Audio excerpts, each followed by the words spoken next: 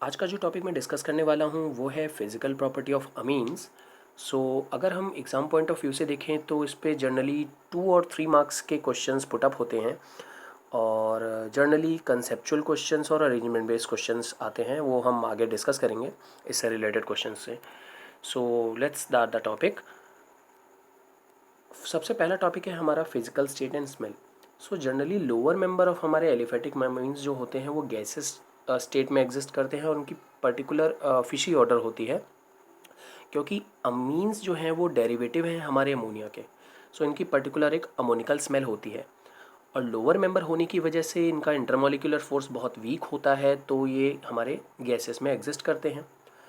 जैसे जैसे अगर हम कार्बन चेन इंक्रीज़ करते चले जाएं तो आप देख सकते हैं इनका मॉलिक्यूलर फोर्स बढ़ेगा और वो लिक्विड स्टेट से सॉलिड में एग्जिस्ट करने लगेंगे। एंड अगर हम बात करें एनलीन पार्ट की, तो एनलीन जो है वो हमारा एरोमेटिक कंपाउंड है और ऑक्सीडेशन की वजह से ये कलर इम्पार्ट करता है। सो आगे हम टॉपिक देखते हैं boiling point. Boiling point generally कैसा होता है कि हम देख सकते हैं नाइट्रोजन के बीच में इंटरमॉलिक्यूलर हाइड्रोजन बॉन्डिंग होती है दूसरे मॉलिक्यूल से, जैसा आप यहाँ देख सकते हैं। तो ये इंटरमॉलिक्यूलर हाइड्रोजन बॉन्डिंग करता है, नाइट्रोजन इलेक्ट्रोनेगेटिव होता है एंड अदर मेंबर का जो हाइड्रोजन है वो पॉजिटिव होता है। So strong intermolecular hydrogen bonding association होती है।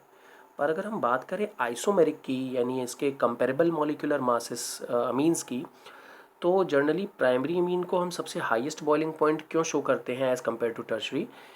अभी हमने जैसे डिस्कस किया कि प्राइमरी अमीन में 2 हाइड्रोजन बॉन्ड होते हैं, जबकि सेकेंडरी अमीन में एक हाइड्रोजन होगा और टर्शरी अमीन में कोई भी हमारे हाइड्रोजन नहीं होंगे, क्योंकि नाइट्रोजन के जो हाइड्रोजन हैं वो धीरे धीरे रिप्लेस हो जाते हैं हमारे बल्की ग्रुप से।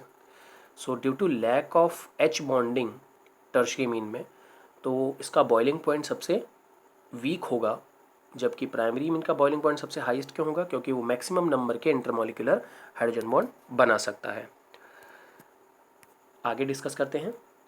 सो अमीन को अगर हम कंपेयर करते हैं अदर हाइड्रोकार्बन से, लाइक ईथर से, हाइड्रोकार्बन से एंड अल्काइल हैलाइड से, तो इस अमीन का बॉइलिंग पॉइंट हाई होगा क्योंकि वो इंटरमॉलिक्यूलर हाइड्रोजन बॉन्डिंग करता है। जबकि ये जितने भी हमारे हाइड्रोकार्बन वाले ग्रुप्स हैं, इनका बॉइलिंग पॉइंट इनके मॉलिक्यूलर मास बढ़ने से, वैन डर वाल फोर्स ऑफ अट्रैक्शन बढ़ने से ही इंक्रीज़ होता है। पर जनरली इनका बॉइलिंग पॉइंट हम कह सकते हैं अमीन से लो है। बट अमीन का बॉइलिंग पॉइंट हर टाइम सबसे हाईएस्ट नहीं हो सकता, क्योंकि अगर हम इसे कंपेयर करते हैं कार्बोक्सिलिक एसिड एंड अल्कोहल से, तो कार्बोक्सिलिक एसिड में स्ट्रॉन्ग इंटरमॉलिक्यूलर हाइड्रोजन बॉन्डिंग होती है एंड अल्कोहल में, बट ओ यहाँ पर स्ट्रॉन्ग बॉन्ड फॉर्म करता है क्योंकि O is more electronegative than N. Oxygen ज़्यादा इलेक्ट्रोनेगेटिव होगा तो इसकी हायर पोलैरिटी होगी और वो मैक्सिमम नंबर का और कह सकते हैं स्ट्रॉन्ग बॉन्ड बनाएगा कार्बोक्सिलिक एसिड में एंड अल्कोहल में। और जबकि अमीन की electronegativity as compare to O या अल्कोहल और कार्बोक्सिलिक वो काफ़ी लो होगी, इस वजह से ये लो बॉइलिंग पॉइंट शो करेगा। सो ये हमारे कुछ बेसिक रीजंस हैं, जैसा कि आपको मैंने यहाँ पे बताया।